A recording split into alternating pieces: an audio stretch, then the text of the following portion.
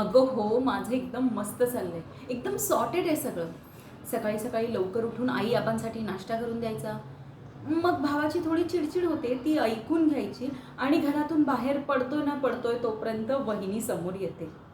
पण तुला सांगू, तिच्या हाताला ना उत्तम चव आहे. आ हां, आता जेवण न जेवता कधी-कधी तिचे टोमणे ऐकूनच पोट भरून जातं. त्या टोमण्यांचाच ढेकर येतो. पण पण सगळं सॉर्टेड आहे. त्यानंतर मी इथे येते. शाळेत या चिमुरड्यांना ABCD शिकवते. इतकी मजा येते म्हणून सांगू. फार छान वाटतं गं इथे. ए, तुला एक गंमत सांगू का? अगं यांना शिकवता ना मला एक गोष्ट कळली, की ही लहान मुलं जी काही स्वप्न बघतात ना, ती पूर्ण होईल अशी आशा मनात ठेवतच नाहीत गं. कदाचित म्हणूनच त्यांना निवांत झोप येत असेल.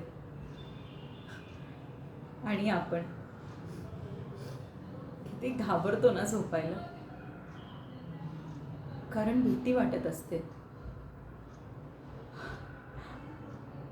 आपली स्वप्न पूर्ण करण्याच्या मागे आपण झोपत नाही. आणि एकदा का ती स्वप्न तुटली तर पुन्हा स्वप्न पडतील या आशेने मग झोपच लागत नाही.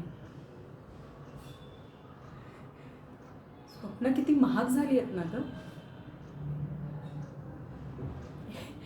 हे पण मी ठीक आहे. मी खरंच ठीक आहे.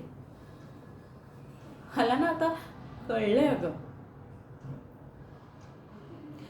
शिक्षण घेणं किती कठीण झालंय ना ग.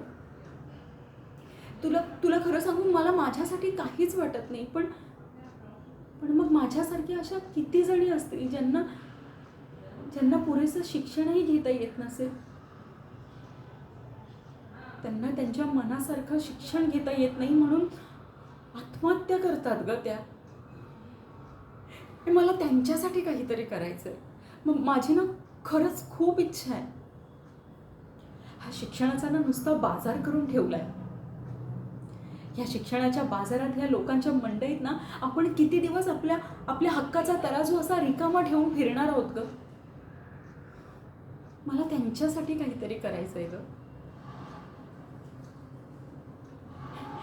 ह्या एक गोष्ट सांगू, मी ना माझ्या बाबांना कधीच पाहिलं नाही. पण त्यांची एक डायरी आहे. त्यात त्यांनी एक वाक्य लिहून ठेवलं होतं जे अजूनही माझ्या डोक्यात कायम स्वरूपी फिट बसलंय. ते असं म्हणतात की गुन्हेगार गुन्हा करून हे समाज उद्ध्वस्त करत नाही,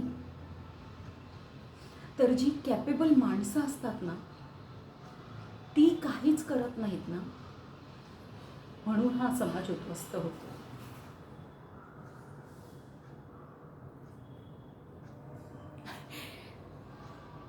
पण तू म्हणतेस तेही खरंच आहे. आपण काय करू शकणार आहे नाही का. बरोबर आहे तुझं. मी काहीच करू शकत नाही. नाही, मी खरंच ठीक आहे अगं. हो.